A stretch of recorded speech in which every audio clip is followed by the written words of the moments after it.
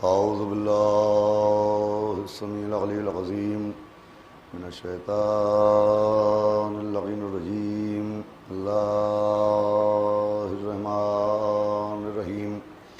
الحمد لله رب العالمين. الصلاة والسلام على سيدنا ونبينا وشفيعنا وطبيب قلوبنا ومولانا مقتدانا أبي القاسم محمد اللهم صل وآله الطيبين الطاهرين المعصومين ولعنة الله على أعدائهم أجمعين من يومنا هذا إلى يوم الدين. أما بعد فقد قال الله سبحانه تبارك وتعالى في القرآن المجيد والفرقان الحميد. بسم الله الرحمن الرحيم. وما خلقت الجن والإنس إلا ليعبدون. ایک صلوات پڑھ دے محمد.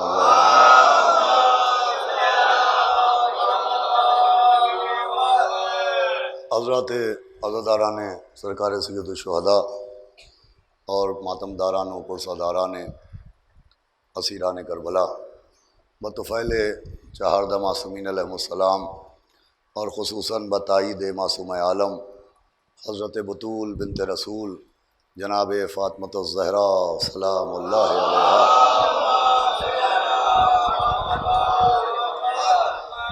حسینی اکادمی کے زیر اہتمام منعقدہ اس خمسہ مجلس کی آج کی یہ دوسری تقریر ہے عبادت اور معرفت کے عنوان کے تحت.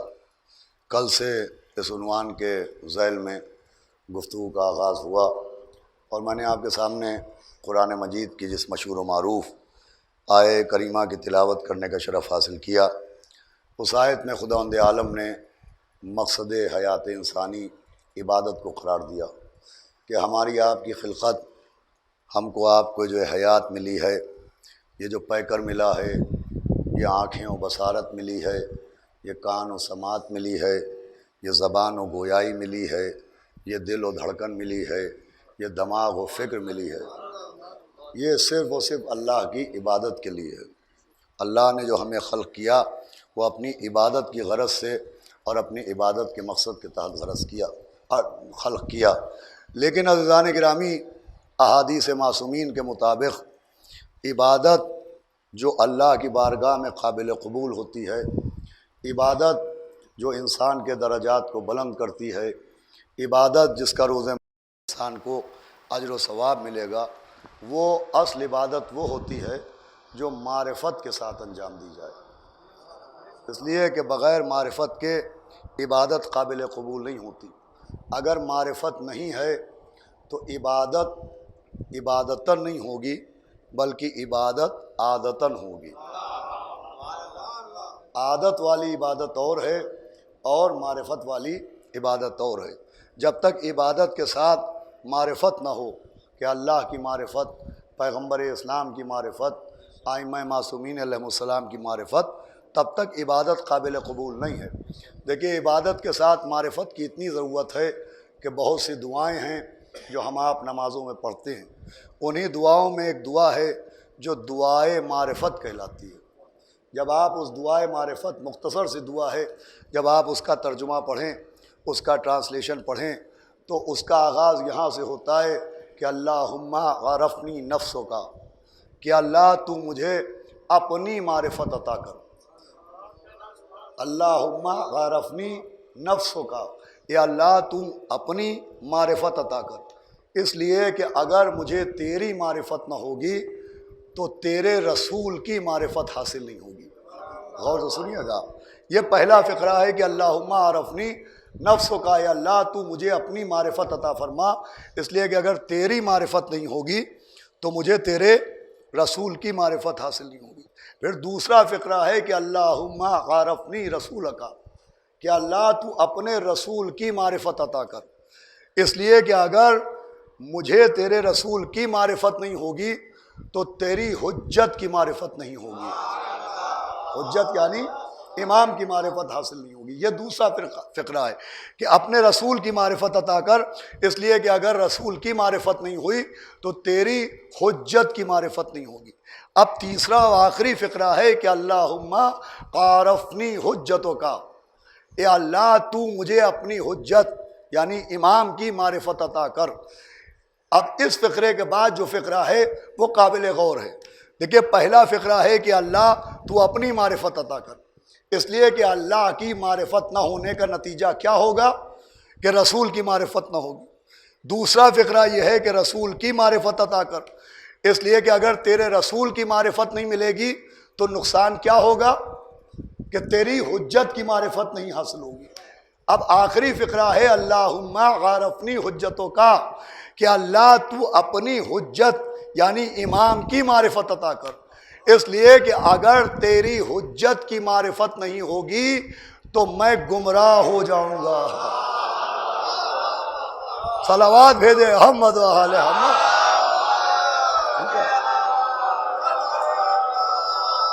خدا نے خیر فرمائے کہ معرفت کی اتنی اہمیت ہے کہ اگر اللہ کی معرفت نہ ہو تو نبی کی معرفت سے محرومی ہوگی، اور اگر نبی کی معرفت نہ ہو تو امام کی معرفت سے محرومی ہوگی، اور اگر امام کی معرفت نہ ہو تو انسان بے دین ہو جائے گا، گمراہ ہو جائے گا۔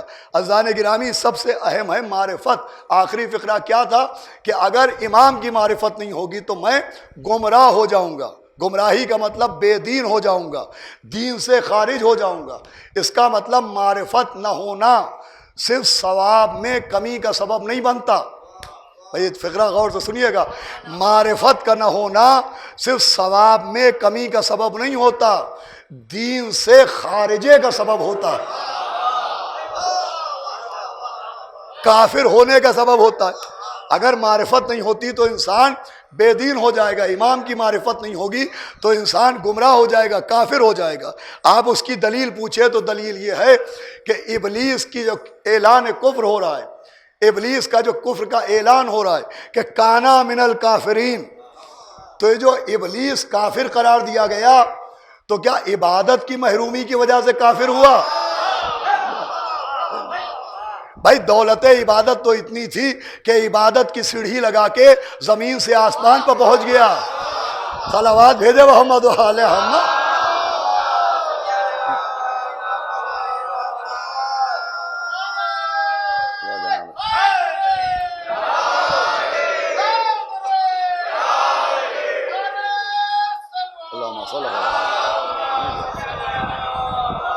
اور ہمایا کہ بھائی عبادت کے زینوں ہی سے تو وہ آسمان تک پہنچا، جنات تھا، ملائکہ کے درمیان بیٹھا۔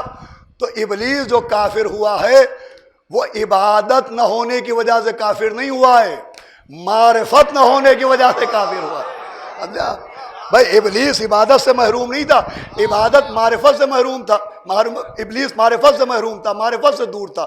اب عدم معرفت کیا تھی؟ صلوات پڑھ دے محمد و آل محمد۔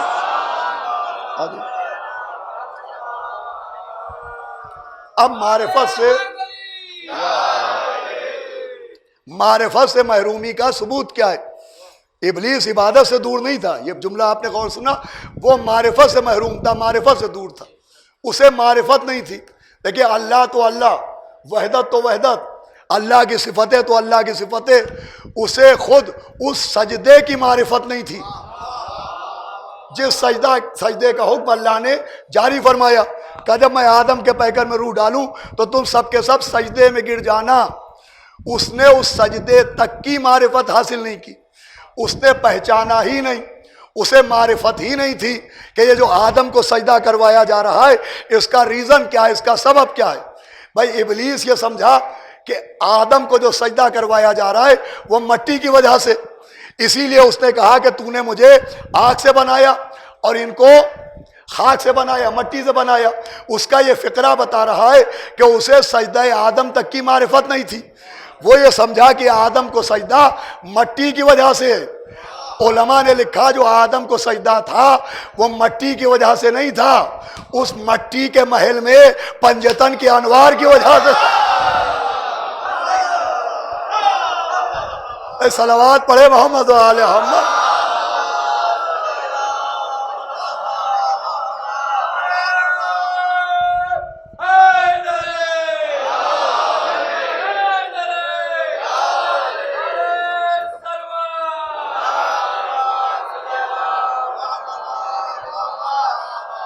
جناب آدم کے پیکر کے محل کے اندر انوار پنجتن کا چراغ جل رہا تھا.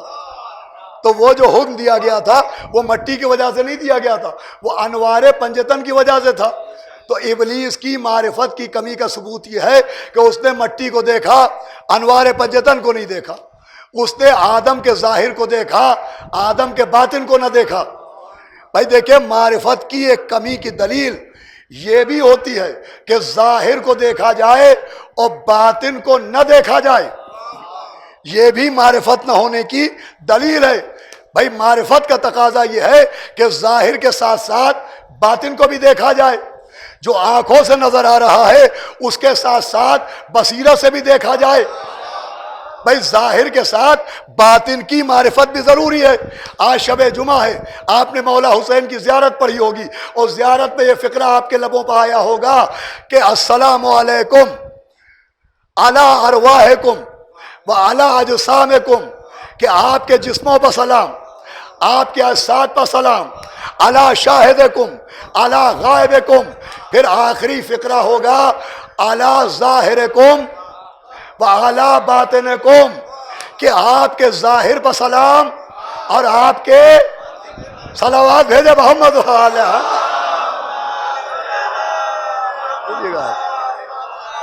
دیکھیں یہ بہت اہم بات ہے جس کے لیے میں نے زحمت دی کہ زیارت وارثہ میں سلام ہوتا ہے، آپ کے ظاہر پر بھی سلام ہو، آپ کے باطن پر بھی سلام ہو.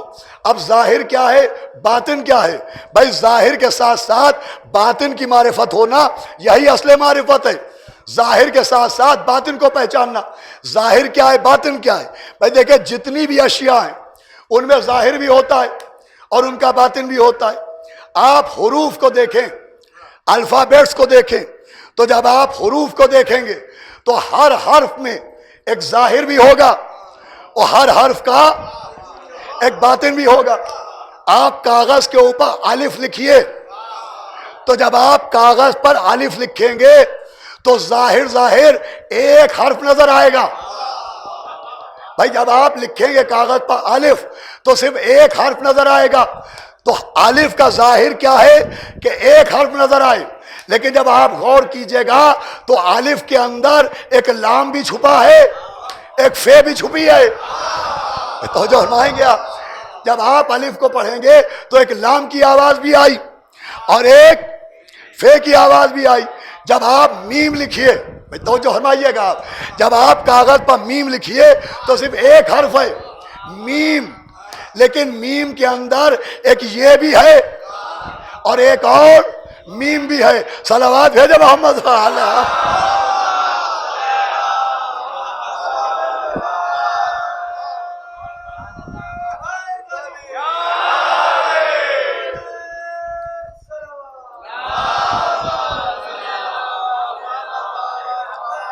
توجہ فرمائیے گا، یہ ذرا سی تھوڑی سی 2 منٹ کی ادق بات ہے، بات واضح ہو جائے گی. حروف میں آپ دیکھیے تو حروف میں ظاہر بھی ہے اور ہر حرف کا باطن بھی ہے. آپ لام کو دیکھیے، لام میں جب لکھیے تو صرف ایک حرف ہے لیکن لام کے اندر ایک الف بھی چھپا ہے اور ایک میم بھی چھپا ہے. ارے لفظ با کو دیکھیے، اس کے اندر تو مولائے کائنات چھپے ہیں.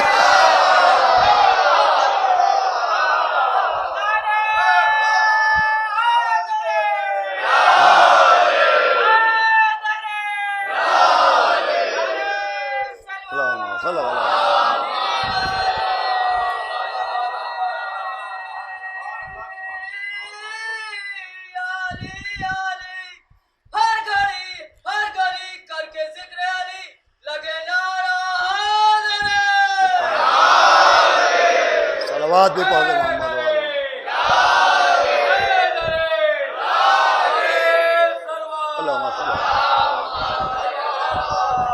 غور کیجیے گا. بھئی آپ زیارت ابھی پڑھ کے آئے ہوں گے، ابھی پڑھیں گے جا کے ظاہرکم وعلی باطنکم، آپ کے ظاہر پر بھی سلام ہو، باطن پر بھی سلام ہو. تو ظاہر کے ساتھ باطن کو پہچاننا یہ معرفت کہلاتا ہے. حروف میں ظاہر بھی ہے اور حروف میں باطن بھی ہے. آپ قرآن کو دیکھیے تو قرآن کا ظاہر بھی ہے اور قرآن کا باطن بھی ہے. قرآن ایک کتاب ہے، یہ قرآن کا ظاہر ہے. قرآن اللہ کا کلام ہے، یہ قرآن کا ظاہر ہے. آپ قرآن کو سر پر اٹھا لیجئے، یہ قرآن کا ظاہر ہے. آپ قرآن کو ہاتھوں پر اٹھا لیجئے, یہ قرآن کا ظاہر ہے. بھائی ہم قرآن کو سر پر رکھیں درد نہ ہو, یہ قرآن کا ظاہر. ہم قرآن کو ہاتھوں پر اٹھائیں احساس وزن نہ ہو, یہ قرآن کا ظاہر ہے. لیکن اگر یہی قرآن پہاڑوں پر نازل ہو تو پہاڑ ٹکڑے ٹکڑے ہو جائیں, یہ قرآن کا باطن ہے. ارے قرآن مرنے والے کے سرہانے پڑھا جائے, قرآن مردے کے سرہانے پڑھا جاتا ہے, یہ قرآن کا ظاہر ہے. اور قرآن مردوں کو زندہ کر سکتا ہے.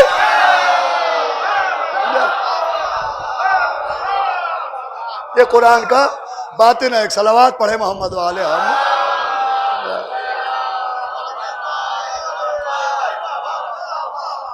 قرآن کا ظاہر بھی ہوتا ہے اور قرآن کا باطن بھی ہوتا ہے. آپ کعبے کو دیکھیے, کعبے کا ظاہر بھی ہے, کعبے کا باطن بھی ہے. کعبہ ایک عمارت ہے, یہ کعبے کا ظاہر ہے. کعبے پر کالا کپڑا پڑا ہے, یہ کعبے کا ظاہر ہے. کعبے کے سینے میں سنگ اسود ہے, یہ کعبے کا ظاہر ہے. لیکن کعبے کی دیوار میں ایک نشان ہے, یہ کعبے کا باطن ہے. تو جیسے قرآن کا ظاہر بھی ہے باطن بھی ہے, جیسے حروف کا ظاہر بھی ہے باطن بھی ہے, جیسے کعبے کا ظاہر بھی ہے باطن بھی ہے, ویسے ہی چہاردہ معصومین کا ظاہر بھی ہے اور چہاردہ معصومین کا باطن بھی ہے.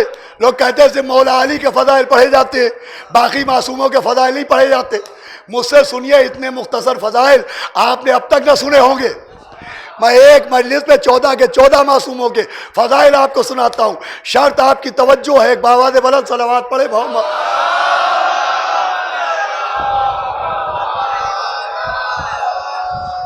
بھائی چہاردہ معصومین کا ظاہر بھی ہے, چہاردہ معصومین کا باطن بھی ہے. پیغمبر اسلام نے کہا, پیغمبر اسلام دنیا میں سارے نبیوں کے بعد آئے, یہ پیغمبر کا ظاہر ہے. انہوں نے کہا کنتو نبیان آدم بین الماء والطین, یہ پیغمبر اسلام کا باطن ہے. پیغمبر اسلام پیکر بشر میں آئے, یہ پیغمبر اسلام کا ظاہر ہے. اول ما خلق اللہ نوری, سنیے گا, یہ پیغمبر اسلام کا باطن ہے. جب جناب سیدہ نبی کو سلام کریں تو یہ سیدہ کا ظاہر ہے, مگر جب نبی مسند سے اٹھ کے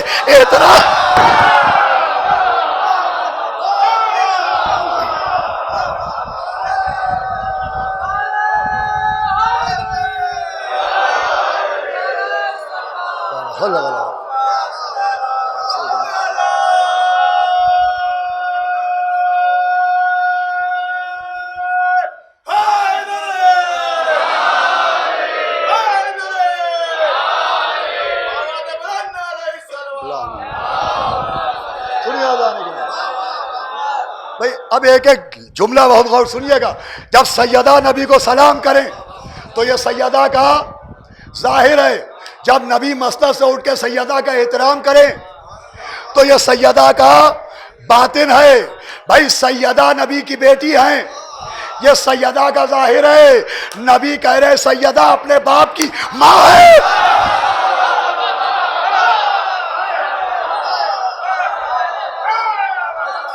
یہ سیدہ کا باطن ہے. جب مولا علی جو کی روٹی گھٹنے سے توڑے تو یہ علی کا ظاہر ہے. جب در خیبر انگلی پر اٹھا لے, سنیے گا جملے, جب در خیبر انگلی پر اٹھا لے تو یہ علی کا باطن ہے. جب کوفے کے منبر سے علی کا خطبہ سنائی دے تو یہ علی کا ظاہر ہے. جب معراج کے پردے میں لہجہ سنائی دے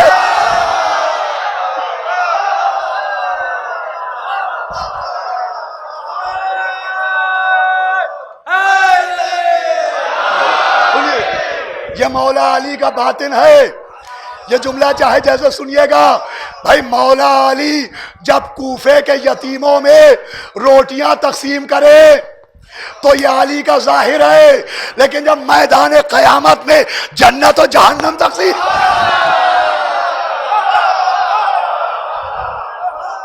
بھائی صلوات پڑھے محمد و آل محمد.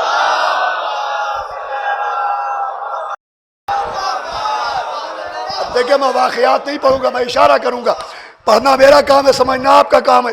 میں آپ کے چہروں کی کتابوں کو دیکھوں، آپ تاریخ کی کتابوں کو دیکھیے.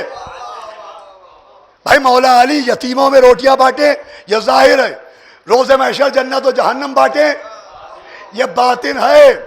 ارے امام حسن صلح نامہ تحریر کر رہے ہیں، یہ امام حسن کا ظاہر ہے، لیکن ایک منافق کو عورت میں تبدیل کر رہے ہیں.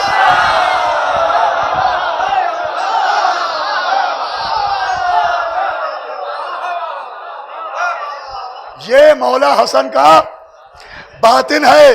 نبی نے کہا حسین و منی، یہ مولا حسین کا ظاہر ہے، انا من الحسین. صلوات پڑھے محمد و آل محمد.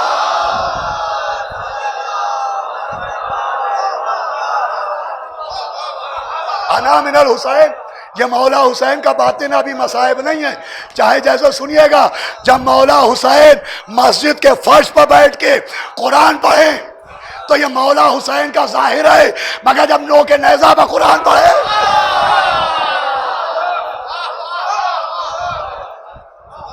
تو یہ مولا حسین کا باطن ہے. بہت ہی اہم جملہ عرض کرنا، بہت اہم جملہ عرض کرنا مقصود ہے، بہت غور سے سنیے گا. بھائی چوتھے امام کے ہاتھوں میں، صلوات پڑھے محمد و آل محمد. بھائی چوتھے امام کے ہاتھوں میں، آخری آدمی تک سنے گا، ہتھکڑیوں کا آنا یہ چوتھے امام کا ظاہر ہے، مگر ان کے ہاتھوں کے دھون کا جواہر بن جانا.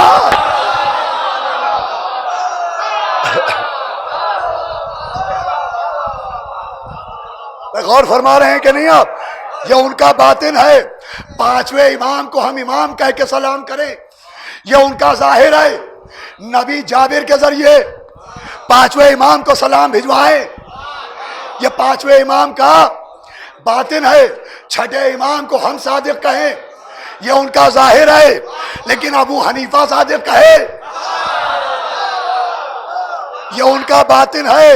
ارے ساتویں امام قید خانے کے اندر ہیں یہ ان کا ظاہر ہے، لیکن اپنے چاہنے والے کو بادل کی پیٹھ پر بٹھا کے چین سے مدینے پہنچائے.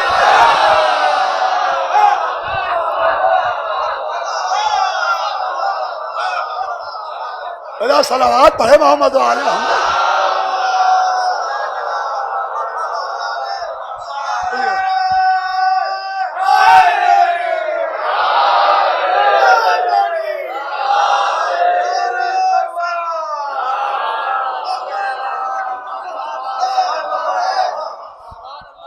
یہ ان کا باطن ہے. بھائی واقعات آپ دیکھیے، اشارے میں کرتا ہوں. ساتویں امام زندان میں ہیں یہ ان کا ظاہر ہے، اپنے چاہنے والے کو بادل کی پیٹھ پر چین سے مدینے پہنچائیں یہ ان کا باطن ہے. ارے آٹھویں امام کو مامون ولی عہد بنائے یہ آٹھویں امام کا ظاہر ہے، وہ شیر قالین کو زندہ فرمائے یہ ان کا باطن ہے. نویں امام کے لیے مامون مدرس رکھے یہ ان کا ظاہر ہے، اور وہ مدرس اپنے کو امام کا شاگرد کہے. بھائی میں واقعات نہیں پڑھ سکتا، یہ ان کا باطن ہے. بھائی 10ویں امام اپنے لیے کربلا میں دعا کروائیں یہ ان کا ظاہر ہے، لیکن متوکل کے لیے سبب شفا بن جائے. بھائی واقعات آپ کی نظر میں ہے کہ نہیں؟ یہ ان کا باطن ہے. 11ویں امام زندان کے اندر ہے یہ ان کا ظاہر ہے، لیکن بھوکے شیر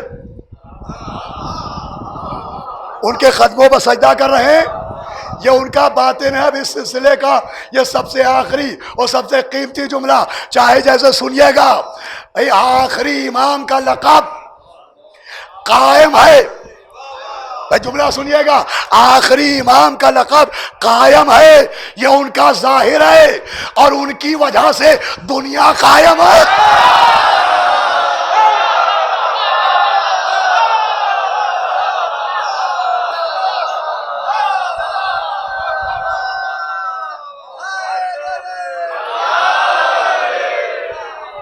ایک صلوات اور پڑھ لے محمد والے محمد.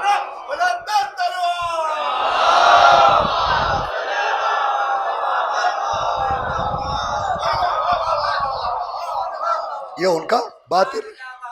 تو معرفت کسے کہتے ہیں؟ معرفت کہتے ہیں ظاہر کے ساتھ ساتھ باطن کو ہی مانو. اب ہم بھی کیا غلطی کر بیٹھتے، ہم بھی صرف اہل بیت کا ظاہر دیکھتے ہیں. جیسے دنیا سے مولا علی نبی کے داماد ہیں یہ دیکھتی ہے، سیدہ نبی کی بیٹی ہیں یہ دیکھتی ہے، حسنین نبی کے نواسے ہیں یہ دیکھتے ہیں. پوری توجہ سنیے گا جس آخری بات کے لیے آپ کو متوجہ کیا. ہم بھی کیا دیکھتے ہیں؟ ہم بھی اکثر ظاہر کے دروازے پر رک جاتے ہیں، باطن کے پردے کو ہٹا ہی نہیں پاتے ہیں. ہم یہ دیکھتے ہیں پیغمبر اسلام کتنی نمازیں پڑھتے تھے. ہم یہ دیکھتے ہیں مولا علی ایک رات میں اتنی نمازیں پڑھتے تھے کہ ہزار تکبیروں کی آوازیں ان کے گھر سے بلند ہوتی تھی. ہم یہ دیکھتے ہیں کہ مولا حسن نے کتنی نمازیں پڑھی. ہم یہ دیکھتے ہیں کہ مولا حسین نے کتنی نمازیں پڑھی. بھیا جملہ بہت اہم ہے. ہم دیکھتے ہیں نبی کی نماز، مولا علی کی نماز، سیدہ کی نماز، حسنین کی نمازیں. ہم یہ دیکھتے ہیں اور ہم کہتے ہیں اہل بیت کتنے بڑے نمازی ہیں. مگر اہل بیت نمازی ہیں یہ اہل بیت کا ظاہر ہے. بھائی توجہ سنیے گا، اہل بیت نمازی ہیں یہ اہل بیت کا ظاہر ہے. اہل بیت خود نماز ہے.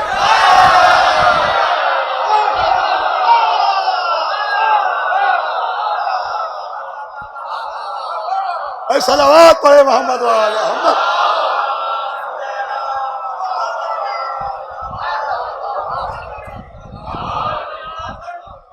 اہل بیت کا نمازی ہونا ظاہر ہے، وہ اہل بیت خود نماز ہیں یہ باطن ہے. اب یہ دیکھا جائے کہ خالی وہ نمازی ہیں، یہ ظاہر کو دیکھنا ہے. بھئی وہ خود نماز ہیں. انہوں نے فرمایا انا صلاۃ المومن، میں مومن کی نماز ہوں. یہ بات میں 10-15 برس پہلے یہیں کاظمین کے خمسے میں پڑھ چکا ہوں. اس وقت بارگاہ میں، مولا کی بارگاہ میں پھر سے عرض کرنا چاہتا ہوں. اہل بیت نمازی بھی ہیں، اہل بیت نماز بھی ہیں. اسی لیے ایک دن میں 5 نمازیں واجب ہیں. پنجتن بھی 5، نمازیں بھی 5. بھائی نمازیں بھی 5 واجب کی گئی تاکہ اب اس میں کوئی 3-5 نہ کرے.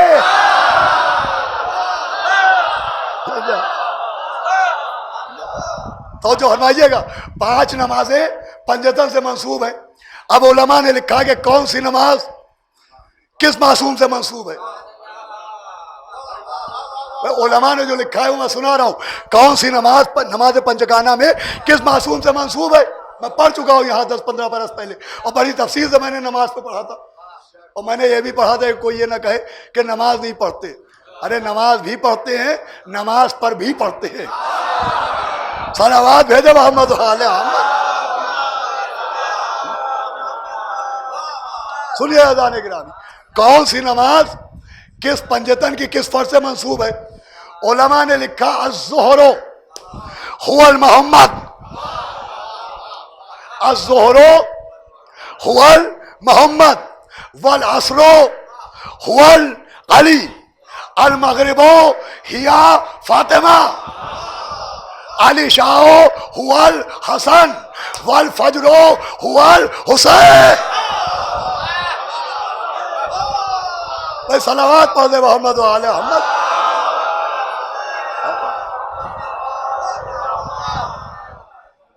پانچ نمازیں پنجتن سے منسوب ہیں. ظہر کی نماز نبی ہے، عصر کی نماز، مغرب کی نماز شہزادی عالمیان، عشاء کی نماز مولا حسن، فجر کی نماز مولا حسین. بلکہ فجر کی نماز کے لیے چھٹے امام امام جعفر صادق، چھٹے امام کا حکم ہے کہ نماز فجر میں سورہ والفجر پڑھا کرو. چھٹے امام کی حدیث ہے کہ جب نماز فجر پڑھو تو سورہ والفجر پڑھا کرو. پوچھنے والے نے پوچھا کیوں؟ فرمائے سورہ والفجر کا نام ہے سورۃ الحسین. کتاب کا نام ہے تفسیر انوار النجف. علامہ غلام حسین بخش جاڑا نے لکھا ہے کہ چھٹے امام نے فرمایا کہ سورہ فجر کا نام ہے سورۃ الحسین، جس میں مولا حسین کو نفس مطمئنہ کہہ کے خطاب کیا گیا ہے. وہ سورہ امام فرما رہے سورہ حسین ہے کا صبح کی نماز میں مولا حسین کا سورہ پڑھا کرو، اس لیے کہ اس میں مولا حسین کا ذکر ہے. وہ نماز میں وہ سورہ پڑھو جس میں حسین کا ذکر ہے، حسین کا ذکر ہے. لیجئے نماز میں ان کا ذکر تو کیا جاتا ہے، کیا سنایا؟ ارے بیٹے کا ہو باپ کا نہ ہو.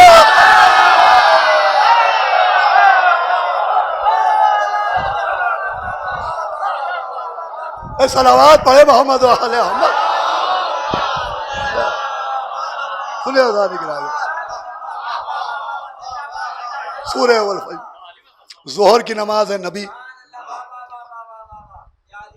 مولا سلامت رکھیں آپ کو. عصر کی نماز ہے مولا علی. مغرب کی نماز ہے جناب سیدہ. عشاء کی نماز ہے مولا حسن. اور فجر کی نماز ہے مولا حسین. اب یہ ذہن میں رکھیے گا، یہ 5 نمازیں 5 معصوموں سے، ظہر نبی، عصر علی، مغرب سیدہ، عشاء مولا حسن اور فجر مولا حسین. اب ہم لوگوں کو نماز تک کی معرفت نہیں ہے. ہم یہ سمجھتے ہیں کہ جب دن شروع ہوتا ہے تو پہلی نماز نماز فجر ہوتی ہے. ہم یہ سمجھتے ہیں آج کل جمعے کا دن ہے اور جمعے کی پہلی نماز کون سی ہوگی؟ فجر کی نماز. ایسا نہیں ہے. جب شب قدر آتی ہے تو شب قدر نماز کی معرفت کراتی ہے. جب شب قدر میں قضا نمازیں پڑھی جاتی ہیں، حافظے پر زور دیجیے گا، حافظے پر. یہ حافظے پر زور کی بات ہے، حافظوں پر نہیں. تو جو فرمائیے گا حافظے پر زور دیجیے گا. بھائی شب قدر میں قضا نمازیں کس نماز سے شروع ہوتی ہیں؟ ظہر سے. اور کس پر ختم ہوتی ہیں؟ فجر پر.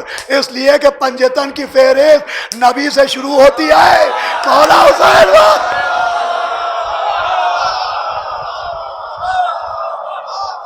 صلوات بھیجے محمد وعلی محمد.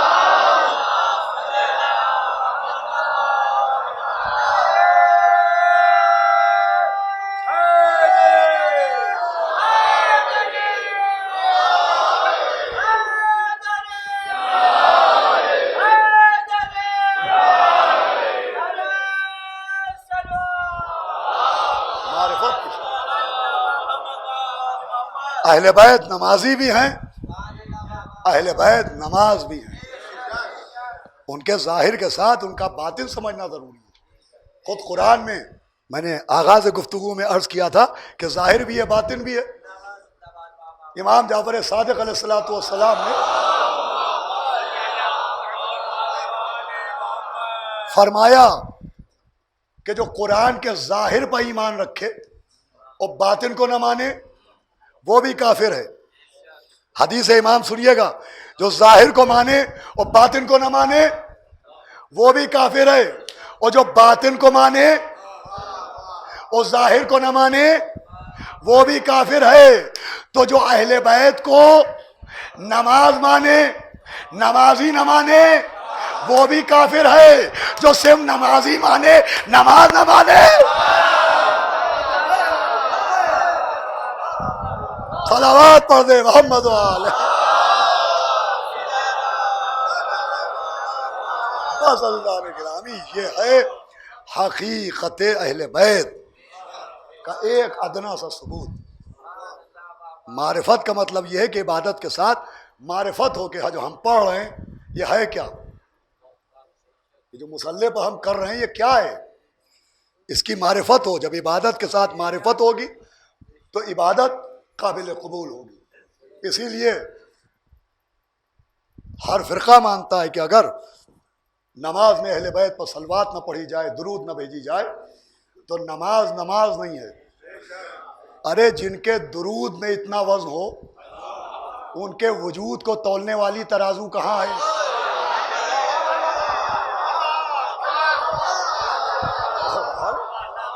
جن کے درود میں اتنا وزن ہے کہ اگر درود نہ ہو تو نماز نہیں ہے۔ بس عزیزان گرامی، گفتگو تمام ہو رہی ہے، اور ایک بڑے ادب سے اور بہت افسوس سے اور بہت معذرت سے ایک گزارش کرنا ہے کہ دیکھیے، قیام مجالس سب سے زیادہ اہم ہے کہ مولا حسین کی مجلسیں قائم رہیں۔ قیام مجالس کے لیے مجمع کی شرط نہیں ہے، لوگ اپنی محبت میں آتے ہیں، سب کے جذبوں پر جذبات پہ لاکھوں سلام ہو۔ حالات آپ کے مد نظر ہیں، کووڈ-19 کی گائیڈ لائن آپ کے سامنے ہے، لہٰذا آپ ایک تعاون کریں، آپ کو جناب سیدہ اجر دیں گی، شہزادی عالمیان آپ کو اجر دیں گی، فرش عزا پر بیٹھنے کا ثواب آپ کو مادر حسین عطا کریں گے۔ بہت ہی کوشش و مولا پر بھروسے کے ساتھ ان مجالس کا انعقاد کیا گیا ہے، لیکن چونکہ کووڈ کی گائیڈ لائن مد نظر ہے اور ایک محدود تعداد ہے، لہٰذا گزارش ہے آپ افراد سے کہ جو دور کے افراد ہیں وہ قیام مجالس کی خاطر کہ فرش مجلس حسین بچھا رہے، مجلس حسین کا انعقاد ہوتا رہے، مجلس نہ رکے۔ اس لیے تعاون یہ ہے آپ کا کہ آپ کل سے آن لائن مجالس سنیں گے انشاءاللہ۔ دعا کیجئے کہ جب کووڈ کی وبا ختم ہو جائے، حالات سازگار ہو جائیں، تو جیسے فرش عزا بچھتا تھا ویسے ہی فرش عزا بچھے، جس شان سے مجالس ہوتی تھی اسی شان سے مجالس ہوں۔ میں بڑے دکھ کے ساتھ، بہت درد کے ساتھ اور بہت ہی قلب کی گہرائی کے ساتھ ہاتھ جوڑ کے آپ سے گزارش کر رہا ہوں کہ قیام مجالس کی خاطر، تاکہ مجلس عزا قائم رہے، مجلس عزا رکنے نہ پائے، آپ سے گزارش ہے کہ آپ اپنے گھروں میں آن لائن ان مجالس کو سماعت فرمائیں۔ انشاءاللہ اسی وقت کے اوپر مختلف یوٹیوب چینلز کے ذریعے مجلسیں ہوں گی، آپ کو گھر میں بھی سیدہ دعا دیں گی۔ ذکر حسین جہاں جہاں پہنچے گا وہاں وہاں مولا حسین کی ماں جائے گی، مولا حسین کی ماں جہاں بھی فرش عزا بچھے گا وہاں پہنچے۔ اور آج تو شب جمعہ ہے، روایتوں میں ہے کہ شب جمعہ مادر حسین قبر حسین پر ضرور آتی ہے۔ میں دعا کیجئے اللہ راستوں کو کھولے اور ہم آپ کربلا معلیٰ کی زیارت کو جائیں، چہلم کے موقع پر ہم کربلا معلیٰ جائیں اور وہاں کے اوپر مولا حسین کی زیارت کریں۔ 2 سال ہو رہے ہیں، اللہ نہ جانے کتنے افراد نے مولا حسین کے روضے کی زیارت لی، اور وہ بھی شب جمعہ جو شرف زیارت ابا عبداللہ ہے وہ بیان سے باہر ہے۔ شب جمعہ جو شرف ہے وہ بیان سے باہر ہے۔ میں آپ کو آج شب جمعہ ہے ایک واقعہ سناتا ہوں، اس کے بعد چند فقرے مصائب کے اور مجلس تمام ہو جائے۔ کہ زائر تھے حیدرآباد کے جو ہر سال کربلا معلیٰ جاتے تھے، وہ اس حسرت میں جاتے تھے کاش میں کربلا جاؤں اور وہاں میرا انتقال ہو جائے اور وہیں کہیں مجھے قبر مل جائے، میری تدفین وہیں کہیں ہو جائے۔ ہر سال اسی حسرت کے تحت وہ کربلا جاتے تھے اور زندہ واپس آتے تھے۔ ایک بار انہوں نے سوچا اب جو جاؤں گا تو میں واپس نہیں آؤں گا، کربلا ہی میں رہنے لگوں گا، کبھی نہ کبھی تو میرا انتقال ہوگا اور کبھی نہ کبھی اسی زمین پر مجھے قبر مل جائے گی۔ لیجئے وہ ایک بار زیارت کو پہنچے، قافلہ واپس چلا گیا، وہ شہر کربلا میں آباد ہو گئے، وہیں کربلا میں رہنے لگے۔ شب جمعہ تھی، وہ مولا حسین کے حرم میں تھے کہ ایک مرتبہ ایک بزرگ ان کے قریب آئے، انہوں نے سلام کیا، انہوں نے جواب سلام دیا کہ تو ہندوستان سے آیا ہے؟ کہا آقا ہندوستان سے آیا ہوں۔ کہ میرا ایک چھوٹا سا کام کرے گا؟ کہ کیا کام ہے؟ کہا آج شب جمعہ ہے، آج کربلا میں جو قبرستان ہے وہاں چلا جا اور رات میں جو نظر آئے وہ مجھے آگے یہاں بتا دے۔ یہ کہہ کے کوئی نذرانہ دیا۔ اب اس شخص نے سوچا کہ چھوٹا سا کام مل گیا، نذرانہ مل گیا۔ وہ شب جمعہ قبرستان میں پہنچا، ساری رات بیٹھا رہا۔ جب آدھی رات گزر گئی تو دیکھا دور سے کچھ روشنیاں نظر آ رہی ہیں، ان روشنیوں میں کچھ میتیں نظر آئیں۔ اب جو غور کیا تو بہت سے جنازے ہیں، قبریں کھودی جا رہی ہیں، جنازے قبروں میں اتارے جا رہے ہیں۔ یہ منظر دیکھنے کے بعد نماز فجر کے وقت وہ مولا حسین کے حرم میں آیا، نماز فجر پڑھی، دیکھا وہی بزرگ نظر آئے، آگے بڑھے، انہوں نے سلام کیا، انہوں نے جواب دیا کہ تو نے دیکھا کہ کیا نظر آیا؟ کہا حضور بہت سی میتیں نظر آئیں۔ کہ کیسی نظر آئیں؟ کہ رات بھر میں بیٹھا رہا اور وہاں پر میتیں دفن ہوتی رہیں۔ کہا تجھے پتا یہ میتیں کن کی تھی؟ کہا نہیں یہ تو نہیں پتا. کہا یہ ان کی میتیں تھیں جو تیری طرح سے تڑپتے رہتے ہیں کہ کاش ہماری تدفین کربلا میں ہو جائے.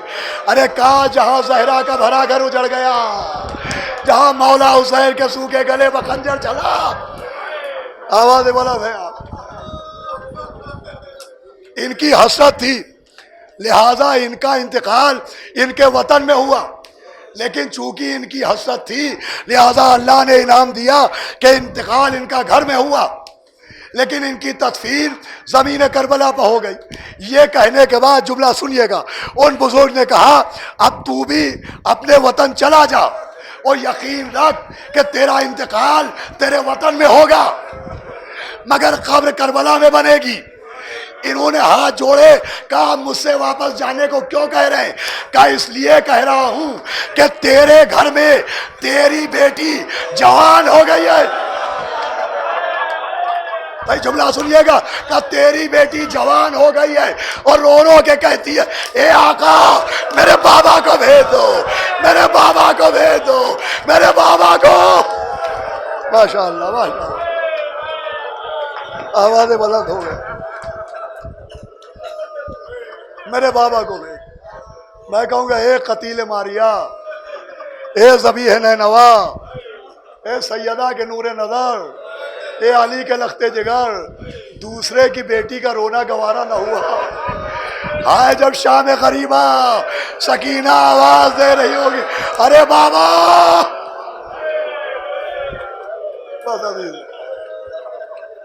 آج میرا دل چاہ رہا ہے کہ میں مصائب کی کسی روایت کے بجائے ایک واقعہ اور سنا دوں.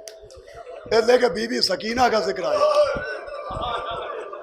اور بی بی سکینہ کا ذکر جیسے قرآن و اہل بیت الگ نہیں، ویسے چچا و بھتیجی الگ نہیں. آج بھی مشکیزہ عالم میں نہیں آئے، ایسا لگتا ہے جیسے بھتیجی چچا کے گلے میں ہاتھ ڈالے باہیں ڈالے کہ چچا آپ چھوڑ کے نہ جانا. بھائی ابھی آپ نے ایک زیارت کا واقعہ سنا، زیارت ہی کا سن لیجیے. ایک اور حیدرآبادی کے ظاہر تھے جو اس زمانے میں کربلا پہنچے جب صدام ملعون کا زمانہ تھا اور مولا عباس کے حرم کی تعمیر چل رہی تھی. وہ آپ جانتے ہیں مولا عباس کی اصل قبر سرداب میں ہے، تہہ خانے میں ہے. تو مزدور تعمیر کا سامان لے کے اوپر نیچے آ جا رہے تھے اور جناب عباس کی قبر کے چاروں طرف آج تک پانی طواف کر رہا ہے. ایسا لگتا ہے جیسے قدموں سے لپٹا ہوا معافی مانگ رہا ہو، سقائے حرم ہمیں معاف کر دینا. تو زائرین کا دل چاہا کہ کاش ہم بھی مولا عباس کی اصل قبر کی زیارت کر لیں. تو ان لوگوں نے مجاوروں سے گزارش کی کہ ہم کو بھی نیچے جانے دیا جائے. مجاوروں نے اجازت دی. یہ زائرین اصل قبر عباس پر پہنچے. آپ سوچئے ہم شبی دیکھتے ہیں ہمارا کلیجہ پھٹ جاتا ہے، ہم علم دیکھتے ہیں ہماری آنکھوں سے آنسو نکلنے لگتے ہیں. جب زائروں نے اپنی آنکھ سے مولا عباس کی قبر دیکھی، کسی نے سر پھوڑ لیا، کسی نے گریبان چاک کر لیا، کوئی بے ہوش ہو گیا، مگر ان میں ایک زائر ایسا تھا کہ جس نے خالی پانی کی بوتل نکالی اور جناب عباس کی قبر کا پانی انشاءاللہ جب یاد آئے گا تو روئیے گا، اس پانی میں محفوظ کر لیا. جب سارے زائر باہر آ گئے اور سب کو یہ معلوم ہوا کہ اس کے پاس جناب عباس کی اصل قبر کا پانی ہے. اے باب الہوائے 2 سال سے ہم تڑپ رہے آپ کی زیارت کے لیے، ایک موقع ہمیں اور دلوا دیجئے تاکہ ہم اپنے آقا کے حرم میں ان کا پرسہ پیش کر کے آئے. جب سب کو پتا چلا اس کے پاس جناب عباس کی قبر کا پانی ہے تو لوگوں نے کہا تو نے بہت اچھا کیا، ایک ایک بوند ہم کو بھی دے دے تاکہ ہم اس تبرک کو ہم بھی استعمال کریں. اس نے ہاتھ جوڑے، کہ مجھ سے میری جان مانگو جان دے دوں گا، مجھ سے میرا مال مانگو مال دے دوں گا، لیکن قبر عباس کا پانی نہ مانگنا. اب لوگ حیرت میں ہیں کہ نہ پانی پی رہا ہے نہ پلا رہا ہے. لوگوں نے کہا پانی کا کیا کرو گے؟ کہا تم دیکھتے رہو کیا کروں گا. لیجیے جب عراق کی زیارتیں ختم ہو گئیں اور یہ قافلہ وہاں پہنچا جہاں ننھی سی یتیمہ سنیے عزیزو مجلس تبار، جب حسین کے سینے پر سونے والی سکینہ کے روزے پر پہنچے تو کسی زائر نے بالیاں چڑھائیں، کسی نے چادر چڑھائی، یہ آدمی آگے بڑھا، پانی کی بوتل کھولی، زری میں پانی چھڑکنا شروع کیا، کہا سکینہ اٹھو، ارے چچا نے پانی بھیجا ہے، اے سکینہ ابو نے پانی بھیجا ہے، اے یتیمہ ابا